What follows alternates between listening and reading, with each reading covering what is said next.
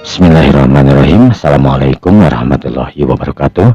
Alhamdulillah wa syukurillah mitra-mitra kaum dangu sadayana urang masih kena tiasa batebang dangu deui tiasa sesarangan deui soksana semung dicoba antarang. Alhamdulillah dina dinten ayeuna urang benar deui hanca dongeng si Kamileung mitra suratnya kolong dengan waktu dalaah.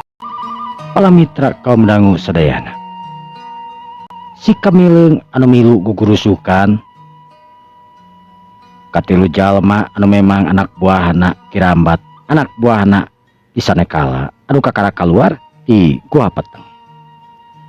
Eta jalma anu tiluan teh nu maksudna arek nyokot ke tempat anu geus ditangtukeun, tempat di mana papanggihna para karaman jeung anak buahna Ki Rambat. Pok sarasa urangna harita kadenge aneh euy tadi Kirambat ngomongkeun cenah yen aya jalma anu asup ka jero guha. Aing mah teu percaya. Manusia model kumaha anu bisa asup ka jero guha sedengeur eta liang guha sorangan ditutup kapanan.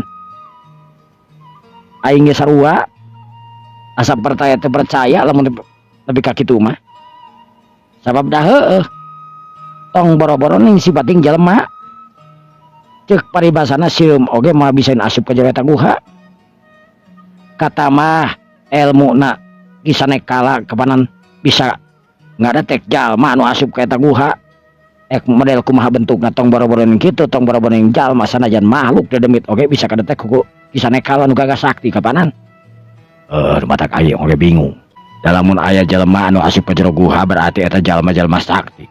Kunaon make jeung teu dimongkeun diri sagalanya. Tah eta anu matak bingung oge. Nah keur ngamata-mataan atawa keur naon? Lah teuing lah. Anu penting mah urang maena mah geus we ngajalankeun tugas-tugas urang. Sugan-sugan ayeuna urang barudak bisa hasil dina penting ayeuna yeuh dina rampoganana. Sabab kacira bisa dibutuhkeunana urang geus sabaraha poe geus persediaan. Eta jalma anu tiluan ngomongkeun. Sedengkeun si Kamileung mah harita leumpang we tenang bari nyerenge. Jalma nu tiluan harita eueuh nu nyangka yen aya nuturkeun adi tukangeunana. Sebab memang jirim si Kamileung anu ngagunakeun aji siluman memang teu katempo. Teu kadenge sorana, teu kadenge naon. Teu ning labas lir ibarat eueuh naon. Tekung sirila jalma nu tiluan harita geus nepi ka salah sahiji tempat anu mana eta tempat teh tungtung jalan anu tadina ti pilmuran meningat naon teh ngaranna teh ngabulungbung tapi tetela geuningan di dinya tempatna. Katingali aya sabaraha hiji imah anu imah teh mangrupakeun imah teu puguh we disebut imah adalah kitu. Inti nama base camp meureunna. Markasna para karaman anu uka ngaranyah tina kayan peuh. Barang kadatangan tilu jalma anu memang anak buahna Kirambat. Di antarana eta anak buahna teh anu ngaran Kisabil. Mangrupakeun kepercayaan Kirambat jeung dua anak buahna. Barang hari tenepi ka salah sahiji saung. Katingali aya sabaraha urang jalma anu make baju sing sarua hideung. Nyambut kadatangan anak buahna Kirambat nya teh Kisabil. Pagea Kang. Kumaha euy? Lancar Kang. Samalah penting ayeuna bisa disebutkeun mucakil. Sabab ngarannya ti kampung anu memang kakara anyar pisan panen. Sabangsa ning emas jeung sajabana beunang ayeuna ku urang. Alus ret Kisabil ngareret ka jalma anu memang keur dareyu. Bagaimana kumaha? Waduh. Ampura Kang, kuring teu hasil sama sakali. Udah make jeung teu hasil sagala ha. Sababna memang kuring teh beurang geus datang ka ditu kasebutkeun nya ningalian tempatna. Memang eta tempat teh kasebutkeun tempat anu rame loba jalma jeung wah katingali we.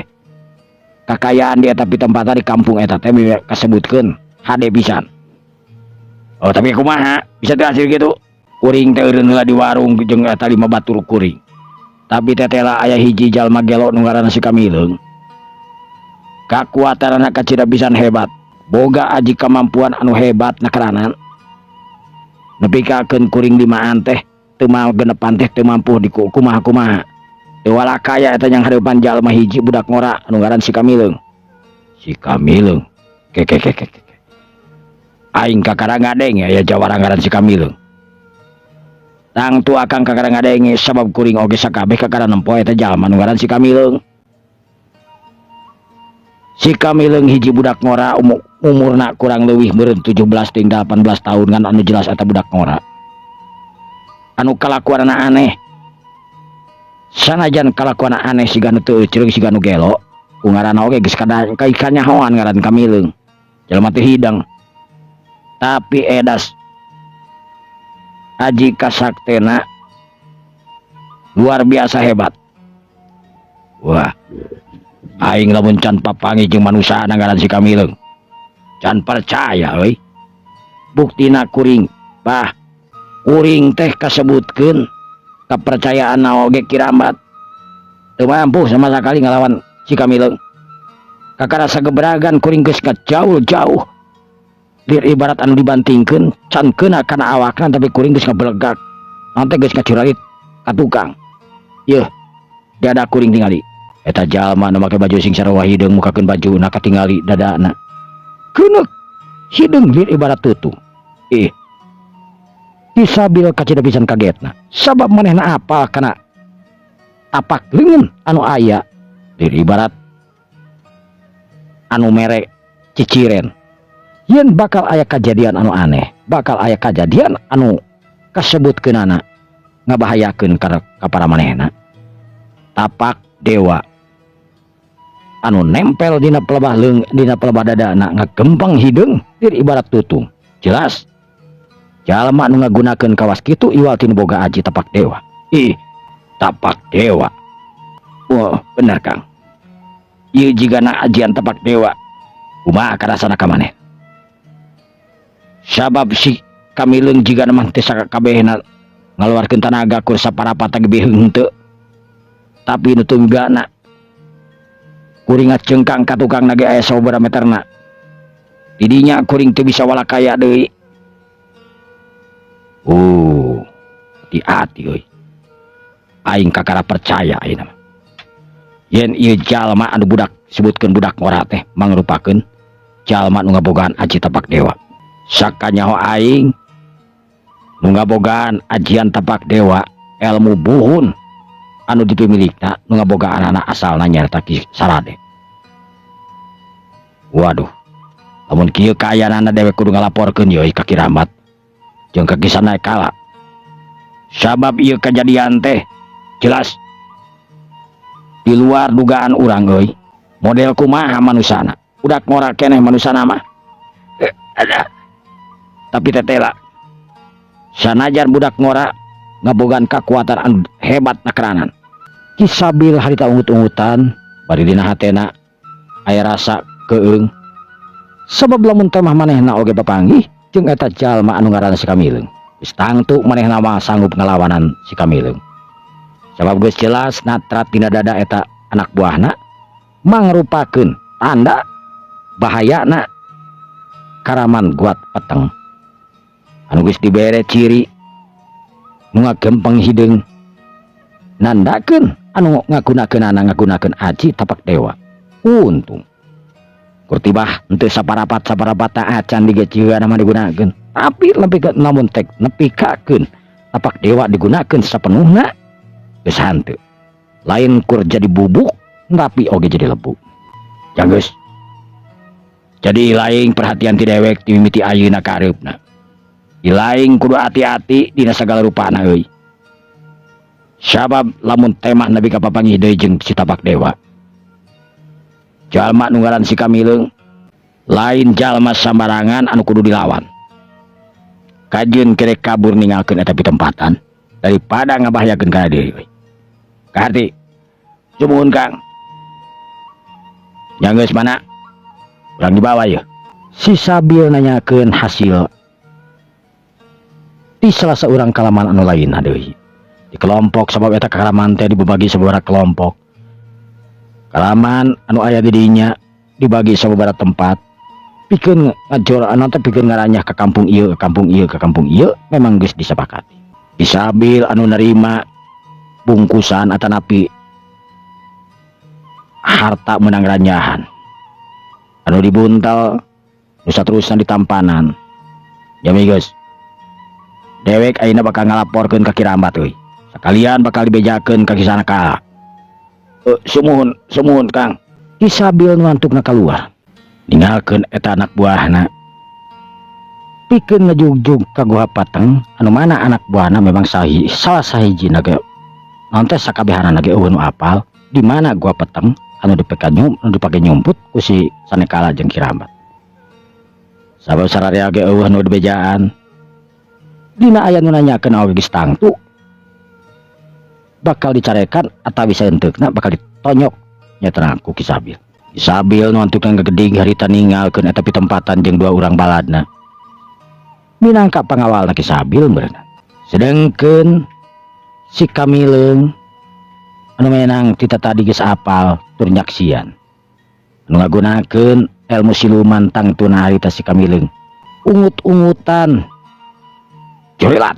Si Kamileung sanggeus ngadengekeun manehna miheulaan ngacorelat ninggalkeun eta pitempatan. Celek si Kamileung harita cicing dina dahan. Jauh di tempat eta si Kamileung harita diuk bari ngawaskeun kanu tiluan anu keleumpang ngagidi. Keleuweung si Kamileung harita nyanyi. Buah durian. Ayo buah durian. Cangkurileung. Aduh ieu cangku buruk. Ngagaridig. Arek ngiriskeun ka mana oi? Anu tiluan harita ngarandag bari luak liuk. Sebab ujug-ujug aya nu nyanyi jeung aya nu nanya. Si Sabil harita ngareret ka dua anak buahna. Kadenge ku sia. Kadenge Kang. Sah ieu jelema nu geus ganggu ka urang di perjalanan jo. Siapkeun hati-hati euy. Jigana ieu jalma teh lain jalma sambarangan jo. Ceuk si Sabil bari ulah tereret ka kenca ka katuhu.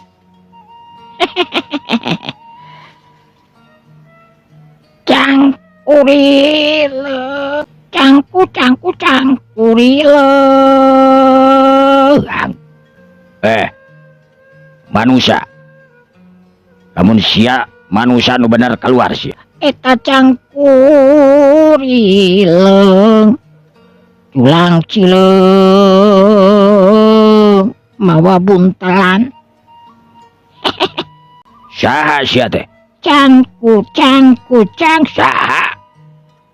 Eta cangkurileung. Waduh, kurang ajar.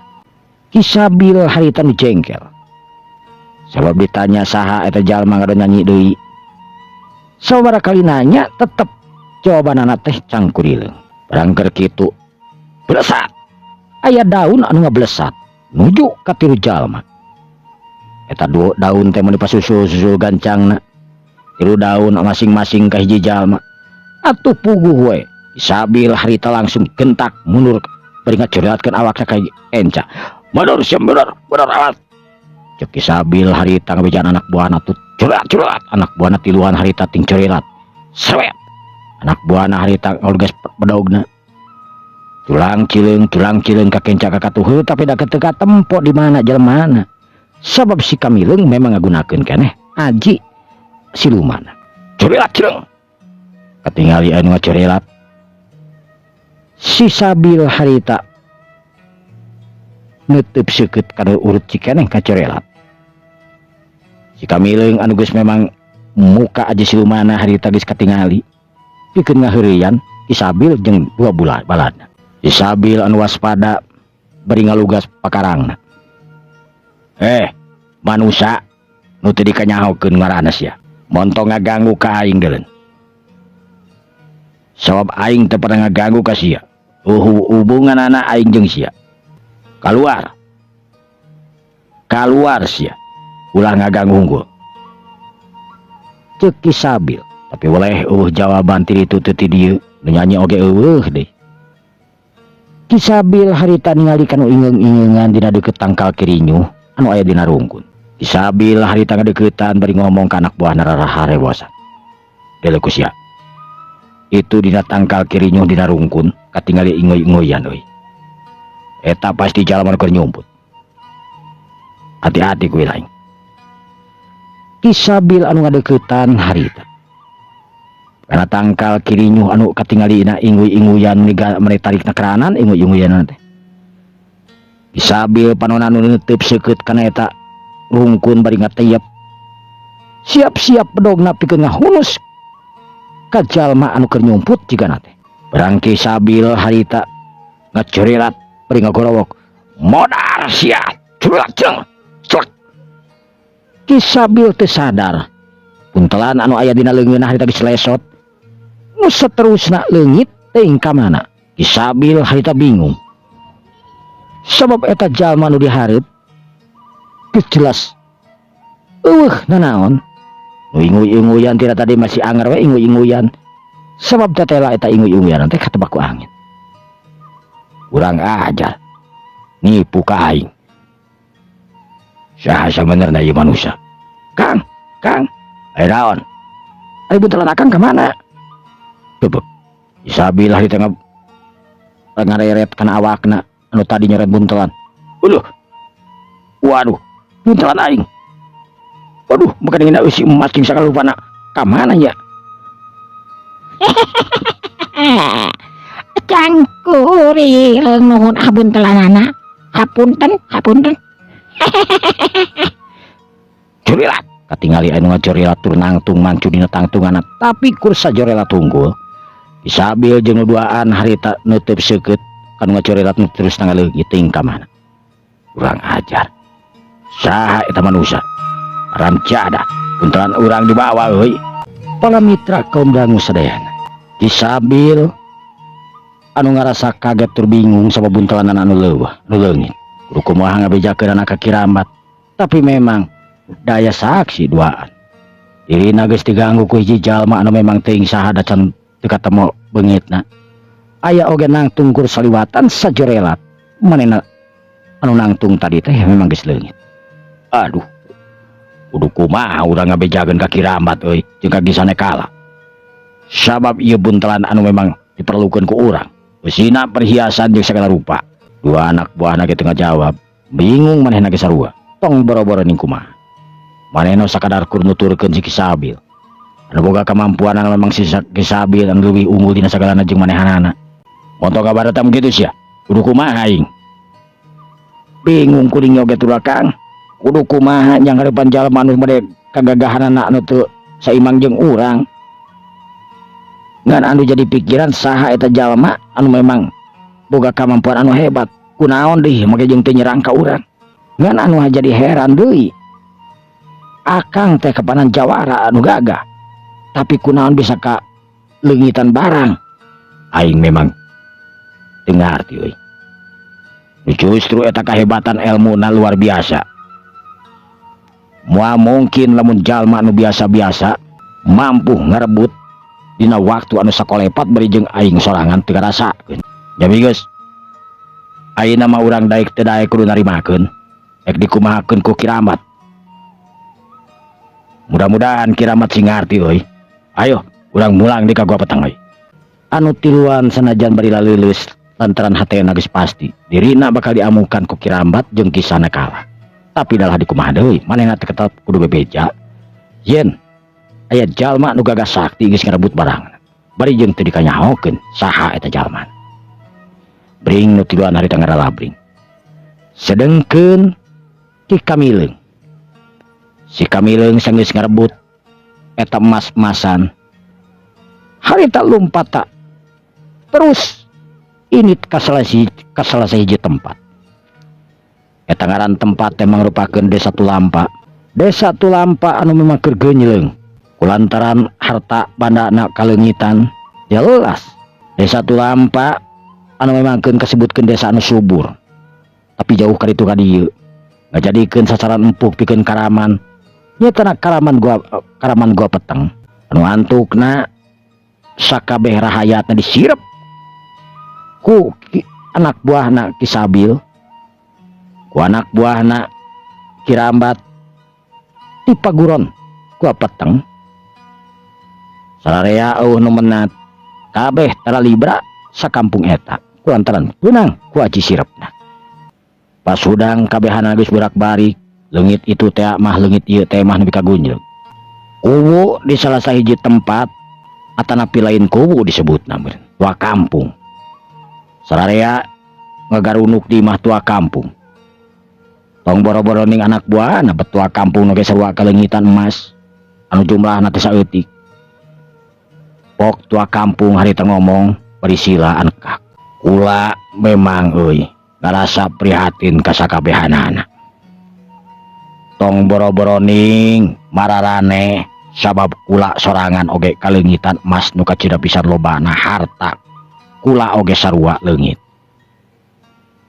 Nganu matak aneh saurang oge nu menyatur hirup dina peuting harita. Karasa hawa meni asa tiis tur tunuh perbawana. Yakin urang dina tadi peuting geus disirep euy. Kudu kumaha tuh? Mangkaning heuh eta emas jeung perhiasan teh nya harta-harta we keur dibutuhkeun pisan komo ayeuna keur usum paceklik. Coba lamun dibawa ka kota dijual meureun jadi kadaharan, jadi sangu, jadi naon teh ayeuna geus kieu pugag we. Para mitra kaum dangu sadayana sakabeh rahayat dirinya warga dirinya ngeluh lantaran manehna keur nyang hareupan paceklik halodo anu memang panjang. Urang kampung teu boga nanaon deui pepelakan memang terjadi lantaran cai iwal teh hiji-hijina jualeun mangrupakeun perhiasan jeung segala rupa anu sawaktu manehna panen jeung sajabana dibeli-belikeun kana perhiasan disimpan. Di ayeuna perhiasan kabeh dirarad ku bangsat, digonol ku maling bari jeung teu dikanyahokeun maling ti mana. Mun karaman-karaman naon kabeh oge ulun nu apal sabab dirina kakeunaan ku tunuh sakampung eta kabeh sare meni nyalalkeun. Urang ayeuna kudu leuwih hati-hati euy. Sabab urang ayeuna teu bisa nganyahokeun saha nu geus maling harta urang teh. Anu geus ngaranyah ka kampung urang bari ngagunakeun aji kasakten anu hebat mangrupakeun aji sirep. Urang sakabehanana teu mampu eueuh saurang oge nu beunta dina peuting harita. Nu bisa disalahkeun di dieu para anu jaga ngaronunguan posrona we tibra teu bisa disalahkeun sabab ieu kagunaan kabehan ku ajian. Nya duh hampura we kuring teh memang rona tiluan kamari jeung si Sarip, si Udin, si Mus. Tapi kumaha da kaserang ku tunuh ampi untung teu kaduruk oge. Dak dumada kuring ge keur meuleuh sampe lengut we nyarane sare dina deket hawu untung teu kaduruk oge kitu. Sampe renghek esuk-esuk teh. Seuneuhna geus pareum da beak. Keun bae. Tapi ti ayeuna ka hareup urang kudu tetep hati-hati euy dina barang simpen pang-pang nama. Sebab musuh anu rek ngaranyah garong-garong para karaman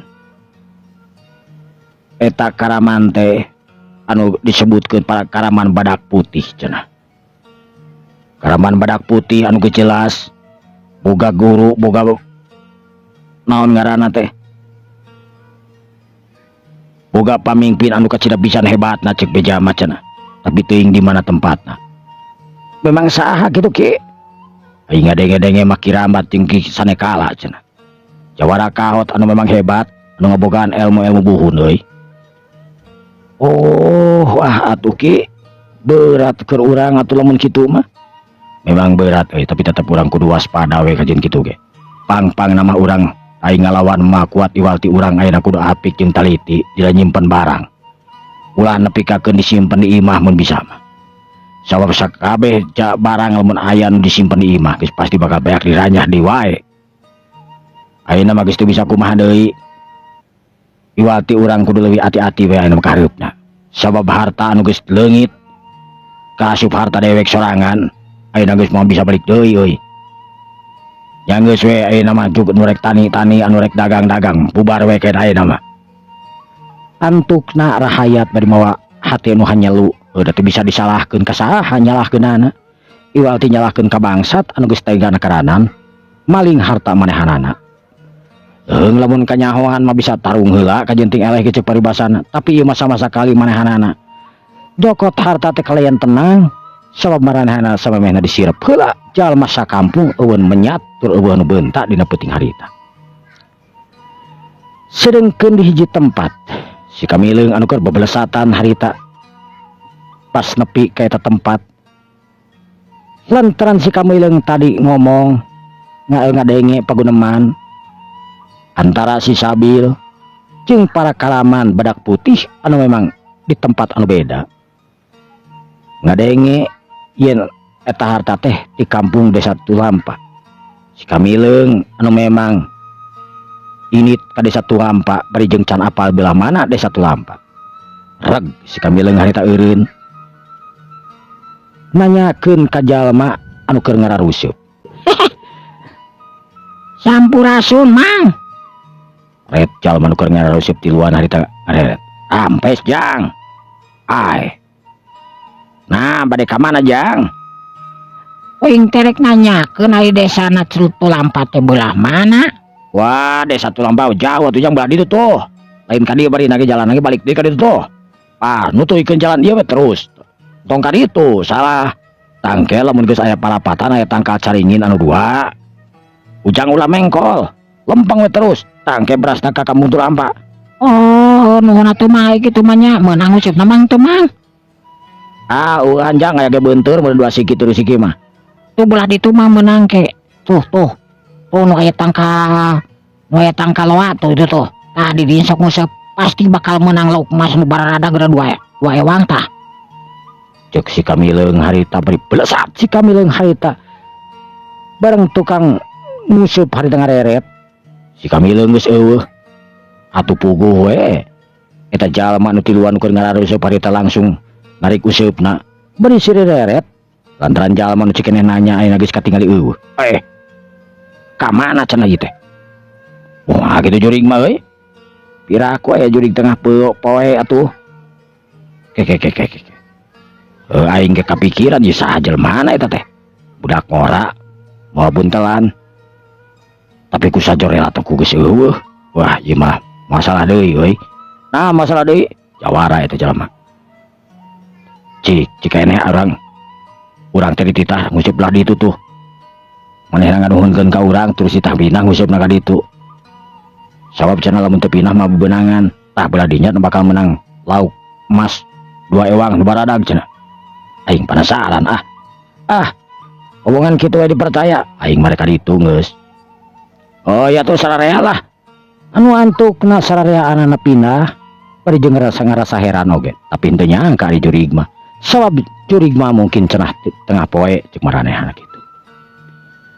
Brak sartiluanana hari tengah rusup di dinya. Kakarage ngancelomkeun usup masing-masing. Serepet. Eta ceuceur mereka melenot na keranan. Barang diangkat, ditarik tetela. Naon anu disebutkeun tadi lauk emas menegara na keranan. Menang hiji ewang.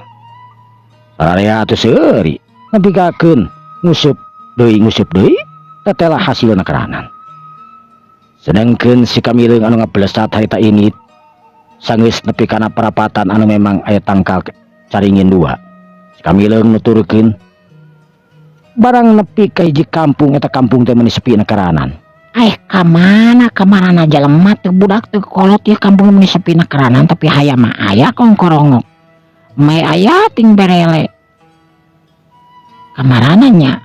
Si Kamileung harita ngawatek ajianana anu mangrupakeun aji sabda pangrungu. Bari muterkeun paneutupna ngagunakeun aji siluman. Les cirim si Kamileung harita ngiles.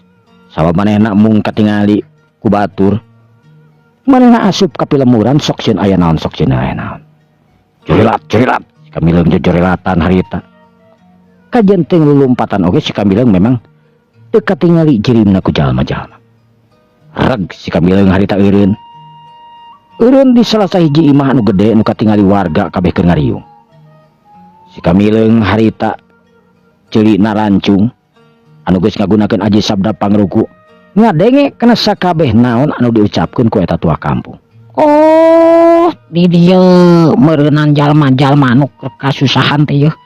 kualatan barangna leungit jeung itu ieu tapi aing kudu kumaha ya. Sababarangna ieu ku aing pasti nu dibutuhkeun teh ieu ya. Si Kamileung harita bari ngajungjungkeun.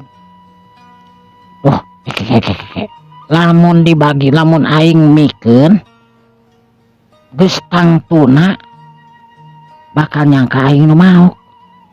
Mending ge kieu aing mah kayak geus warga taruru arinit. Aing ek mikeun ketua kampung. Si Kamileung anu nangtung mancuh dina tangtunganana harita bari nangkep parigu ngadengekeun naon anu diomongkeun ku tua kampung. Nepikakeun akhirna tua kampung init ka sararea.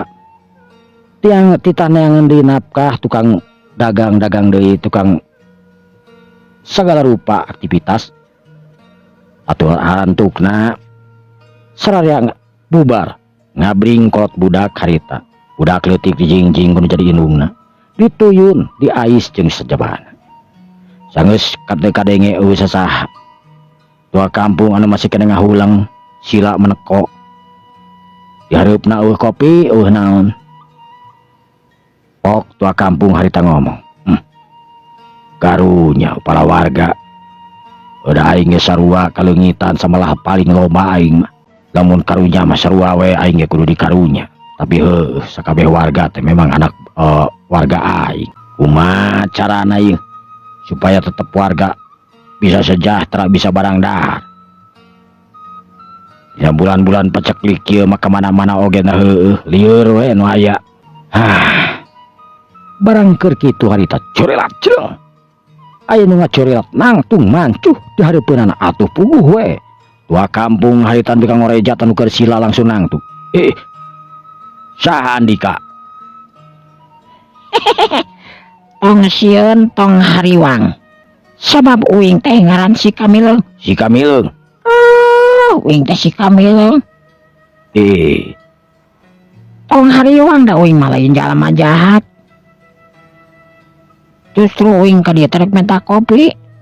Minta kopi? Sabenerna saha tuh Indah Andika teh? Kan geus dibejaan uing teh tadi ge uing teh ngaran si Kamileung. Cek si Kamileung harita gek diuk bari sila. Buntelanana harita disimpen di gigeurnana. Nu tangtuna beureun keur tua kampung momalnya yen eta buntelan teh mangrupakeun harta karun anu memang menang maling di kampung eta. Baladna si Sabil. Jadi ujang teh ngadon arek mentang nginum hungkul ka dieu. Oh.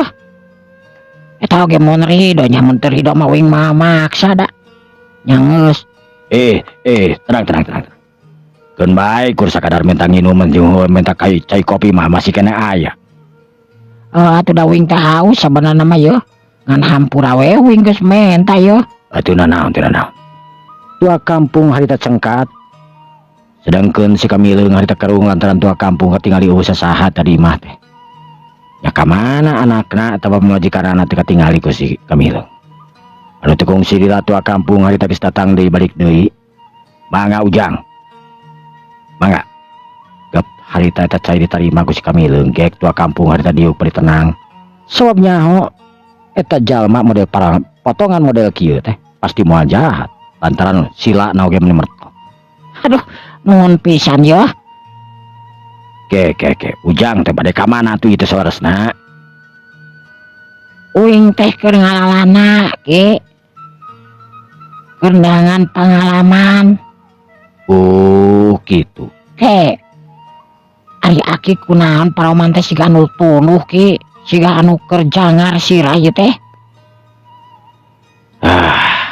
Ugu gejang ieu teh. Di kampung ieu teh jang nuju aya kapapatenan. Kapapatenan? Nya jang. Harta banda urang dina tadi peuting aya nu ngaranjah. Bari jeung saha nu ngaranjahna memang warga kabeh ge eueuh nu apal kaasup bapa sorang kaasup kasebut bapa sorangan. Sabab eta jalma teh kacirabisan hebatna. Warga kampung urang dieu kaasup aki oge sarua kebenangan ku ilmu sirep dina tadi peuting. Kamu sirep? Nya. Sararea kalenger. Sararea sararabre sarare tibrake partara ribra. Pasudang sagala rupana paburantak. Aya nu emas, aya nu duit jeung sagala rupa beak kabeh diranyah ku para karaman anu gelo. Karunya tuh bah. Nya taku karunya nama. Tapi da teu bisa kumaha karunya teh kur karunya we hungkul. Kula sorangan teu bisa nulungan sabab kula sorangan oge sarua. Kula sorangan oge kalengitan harta nu kacirabisan lobana lamun dibandingkeun warga urang dieu. Oh, naon wae teh bah. Rupa-rupa jang. Timimiti emas, duit, jeung sajabana we lah. Kasup bangsa doma oge sawareh mah eueuh. Loba ge dipauk. Dipauk jang. Nu matak ayeuna teh warga di dieu teh kasebutkeun Gertunggara kayaan paceklik. Biasana lamun kekayaan paceklik teh harapan hiji-hijina teh nyaeta ngaluarkeun atawa ngajual harta ka kota. Bangsa ning emas, perhiasan jeung sajabana. Ayeuna nu diharapkeun tangtuna. Aduh, Kunaon make jeung seuri jiga nu atoh jang. lain siri beda nu atoh. Ngan pada heuh we. Kabayang kitu jelema ngaron-ngaran lae we, nyalang kere, teh nyawa hartana dibantai kabeh meureun bah. Nya kitu jang. Kaasup abah sorangan. Teu nyangka. Bah. Sabenarna ieu harta urang kampung teh geus balik deui ayeuna bah. Balik deui kumaha jang, ulah sok heureuyna naon teh. Ieu urang kampung ieu Gertunggara ulah dianggap heureuy. Teuing mah teu nganggap heureuy bah. Harta urang kampung ieu teh memang balik deui sabab uing geus nyokot teh eta harta. Yeuh buktina. Eta buntelan dialungkeun ka tua kampung harita melohok. Nu bener ieu teh jang. Tempo heula. Aya nu saruan teh jeung harta abah. Tua kampung harita leungeun ngageter bari muka. Eta buntelan barang breh tetela. Eusina duit, emas, segala rupa harta berlian aya di dinya. Nu sabogana tagtuna. Can kacoceng hiji-hiji acan. Memang bener ieu we. Tah. Ieu duit jeung ieu manubah. Nu abah ieu geuningan. Cek tua kampung. Oh tah. Uing mah kur sakadar mihkeun hungkul. Teu nyaho aya nu kurang teh tawan leuwih mah moal ngan duit aya nu kurang mah nyahampura da uing mah teu nyaho naon-naon. Ngan sakadar nyalametkeun pedah baneh papanggih jeung jalma anu malingna. Ujang tarung atuh. Anteu tarung dipaok deui we ku uing. Waduh. Berarti Ujang teh uing mah jalema bah. maksudna sanes kitu jang. Ujang teh berarti jawara. Anteu da uing mah teu ngomong jawara, abah nu ngomong jawara mah. Waduh, alah ieu ampun. Nuhun ka Cidampun, teuing ieu harta geus balik deui. Salamet teh urang warga dieu teh berarti jang. Mudah-mudahan we sing salamet atuh warga urang dieu teh. Pira aku rek diranyah dengan halus. Kosa kumaha nu diomongkeun tadi ceuk abah. Naon kitu? Cina nyimpen harta memang kudu hati-hati mun bisa heuh. Ulah di tempat-tempat anu memang dianggap eta panyimpanan harta bah. Sabab para karaman ayeuna eueuh isuk pageto bakal datang di bah. Memang bener jang. Memang bener. Abah nganuhunkeun pisan atuh kudu kumaha abah mulang tarimana. Apan geus ku kopi bieu bah, nuhun pisan ah. Yo kopina geus beak. Bah, Kumaha jang? eta mah wayahna we. Pikeunan deui kanu hakna banyak. Uing mah bisa lila ya sebab uing keur ngalalana. Cek si Kamileung harita beri corelat si Kamileung harita notolkeun indung suku. Ini ngablesat ningakeun eta pitempatan. Tangtu tua kampung harita melohok panonna teh sirik luncat. Sabab ciri manusia anu aya di hareupeunana cikeneh budak ngora anu ngaran si Kamileung jelas. Ayeuna geus teuing ka mana? Kur katempo teh urut diukna we hungkul anu kusut. Lah, Ieu jalma teh bener-bener hebat nakeranan. Kurtiba nganterkeun harta bandak urang warga desa Tulampa ya. Aing kudu bener-bener ya ngumpulkeun deui warga mumpung can carauh teuing ya. Tua kampung nu antukna haritana kohkol. Kalentrung kohkol sakitu gede teh ditako nepi ka sorana kamana-mana genepi. Purudul warga harita nu sok biasana apal lamun aya kohkol kawes kitu pasti aya kabupatenan. Di antarana nu maot, di antara deui anu kahuruan jeung sajabana-sajabana nu sok biasa dilakukeun ku para warga urang dinya. Kabeh ceritanya bari lalumpatan, aya naon bah? Bah, aya naon? Aya naon bah? Mana ya naon ieu teh menikahkan harana ieu tengah poe kieu teh meukeun teu ka pasar ieu teh. Ngumpul heula euy. Ngumpul heula sok di dieu. Dewek aya piobroleun anu mantak bunga. Ceuk si Abah tua kampung. Sararea ting rareret tapi berteu burung we, harita ngarariung sama panasaran naon anu rek diomongkeun ku si Abah. Geus pada datang sararea ieu teh. Entos sikeun Abah. Bade naon atuh Bah? Ieu. Cikene pas tadi riungan teh mararaneh kabeh baralik. Teu nyangka aya jalma anu gagas sakti datang ka ieu tempatan. Nu gagas sakti percuma Bah, nu gagas sakti teu bisa nulungan mah dengekeun heula euy. Aparan dewek teh can beres ieu ngomong teh. Nya sok heula bae omong pisan atuh ke dengekeun heula. Ceuk mama harita. Jap sararea jempe. Jadi kieu tetela anu datang ka dieu teh lain datang temuh lantung euy. Tapi datang teh mere kabar jeung mere naon anu jadi tumpuan urang ayeuna. Maksudna kumaha tuh Bah? Eta hiji pamuda anu ngaran si Kamileung. Si Kamileung? Manya jalma ngaran si Kamileung.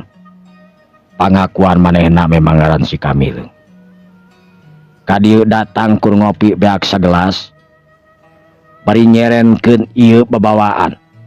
Sakabeh panon harita neuteub kana buntelan anu memang dibuntelkeun deui.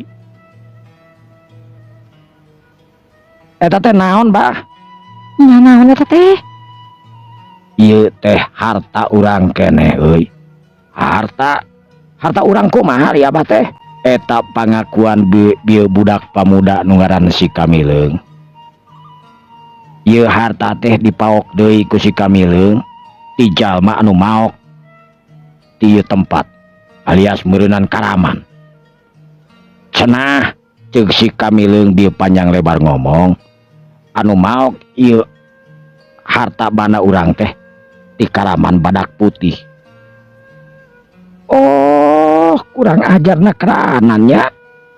Memang kurang ajar euy. Tapi sanajan kitu urang tetep we kabongohan jeung mampu gelekakeun Karaman Badak Putih euy. Sabab Karaman Badak Putih teh boga pamingpin hiji jawara buhun anu memang gagas sakti anu ngaran Ki Sanekala jeung anak buahna tuang-tuna Ki Rahmat meureunan. Jadi kumaha tuh Bah? Tah kulantaran eta budak pamuda anu ngaran si Kamileung datang ka dieu nyerahkeun harta. Ya dewek teh tangtuna teu percaya kitu wae. Ditanya ku dewek teh, rek ka mana sebenarnya cing teh Kamileung? Ai pok teh ngajawabna memang keur ngalalana cenah manehna teh neangan pangalaman. Ngajelaskeun yen manehna teh papanggih jeung hiji jalma anu memang geus maling harta urang dieu. Tur ngadedengekeun. Wantukna dipaok tah ku si Kamileung teh. Wah, kawilang saktina atuh eta jalma. Bisa maling tur malikeun eta harta nu dibalik nu dicokot ku Karaman Badak Putih meureunan. Ya memang benar eta si Kamileung teh. Dewek geus nyaho di kieuna. Kur beres nginum kopi hungkul, ngobrol sakedeung. Teu kanyahoan ini teh ngeblesat atuh. Yakin eta Bah? Dewek sakieu kakolotarna dianggap tukang bohong si haram jadah. Tapi aku tinggal belesat bah. Benar. Nggak belesat dina waktu sakijab geus teu kadeuleu di ku aing. Waduh, hebat. Jadi eta teh, ieu teh harta euy. Harta nu ilaing sakabeh. Coba pariksaan. Ku dewek ieu ayeuna diburudulkeun. Dewek arek nyokot harta dewek anu geus dipaling euy. Sanggeus puguh kitu mah, eta harta dikaluarkeun hati-hatina kerana ditebarkeun kabeh dina palupuh. Dina luhur samak loba jalma-jalma anu ngaku. Wantukna sakabeh jalma ngararaku anu loba anu saeutik oge ngaku we. Da memang eta harta manehanana. Sakabeh harita bararungah nakaranan sanggeus hartana ka pemilik ditur balik di kana leungeun maranehanana.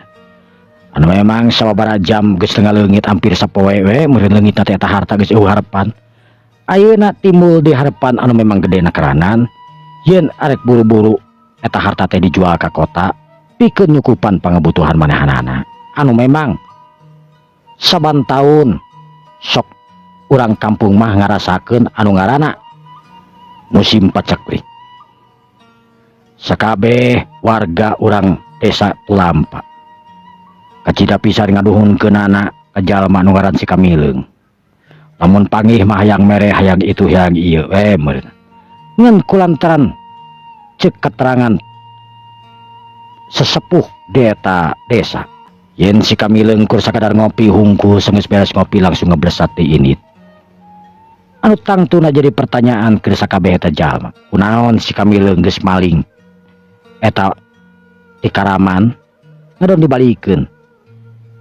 Anu tangtuna manehna ngarti jawabanana, si Kamileung teh jalma anu marupakeun penyelamat. Sedengkeun jalma anu diomongkeunana anu dielu-eluna di kampung bari jeung teu wawuh, bari jeung teu apal beungeut na kawas kumaha. Si Kamileung anu eureun di salah sahiji tempat anu mana eta tempat teh marupakeun lamping tur pasir. Si Kamileung diuk dina handapeun hiji tangkal anu teu gede teuing. Eta tangkal teh marupakeun tangkal kanyere. Di luhurna manuk mani recet keur maracokan buah kanyere. Manuk rupa-rupa dimimiti manuk leutik anu gede ge tapi kakeun garelutna karanan ting kalepar dina eta mah dahan. Ku karena nakeranan jadi manuknya ting kelepar hakaneun di mana-mana bebas neangan kemana-mana beda jeung manusa manuk mah tuh da. Mun manusia kawas kitu eueuh pantangan itu jeung ieuna meureun genah. Duh. Aing teh berarti geus nunaikeun ibadah aing tah hiji, aing teh geus meunang tah. Walau masalah diterima jeung teu mangan aing geus malikeun kahadean aing. Geus nyalametkeun urang kampung nu ngaran desa Tulampa mikeun hartana deui nu geus paling ku para Karaman jadah teh tah. Cek si Kamileung harita noreco serangan we. Si Kamileung tanggah ka luhur. Katingali panon poe geus cuit ka belah kulon. Anu harteuna waktu anu memang geus nyedek ka sore. Si Kamileung anu leumpang deui cengkat tina diukna. Bari kulihat, tuh geus sore geuningan ya. Aing kudu nyangan tempat sareah. Cek si Kamileung. Leos si Kamileung harita init. Si Kamileung leumpang ngagandeang nakaranan bangun eueuh karingrang tur eueuh kakeueuh. Mapai-mapai jalan anu memang satapak pari jeung rada barala. Turun ungah naik gunung si Kamileung geus jadi kebiasaan tungtung nama isaprak manehna ngalalana. Di waktu ka waktu, di poe ka poe. Jelas si Kamileung anu geus lila init nanti kampung kurang leuwih meureunan lamun dihitung aya kana 6 bulan. Si Kamileung anu geus ngarasa manggih itu manggih ieu. Karan si Kamileung ayeuna geus diperhitungkeun ku para jawara. Loba jawara anu neangan si Kamileung sabab anu kalakuanana tukang nulungan jalma-jalma. Geus kakoncara ka mana-mana si Kamileung teh. pada jalma urang kampung anu memang keur kasusahan hayang papanggih jeung si Kamileung komo teuing jalma anu sering diranyah ku para kalaman. Di antarananya hiji jawara mangrupakeun jawara pedang anu ngaranna si Kondang anu geus moyan cek paribasana di dunia kejawaraan. Ngadenge meureun selenting ti angin aya hiji jawara ngora anu ngaran si Kamileung. Kahudang rasa hayang apal, rasa hayang nyobaan bantrok jeung jalma anu anyar pinangih anu ngaran si Kamileung. Si Kondang anu buukna panjang ngagebay, dina tonggongna mantak serem anu ningali, ngagaplek pedang anu kacida panjangna. Si Kondang geus jelas hiji jawara anu moyan anu ngabogaan ilmu pedang anu nepi ka kiwari cenah bejana si Kondang can pernah rubuh di pakalangan. Kayan si Kondang anu keur leumpang harita mopai jalan setapak. Panona anu seukeut harita neuteub ka jauhna bari nangtung mancuh tina tangtunganana. Eureun di salah sahiji lemur anu memang arek disorangna.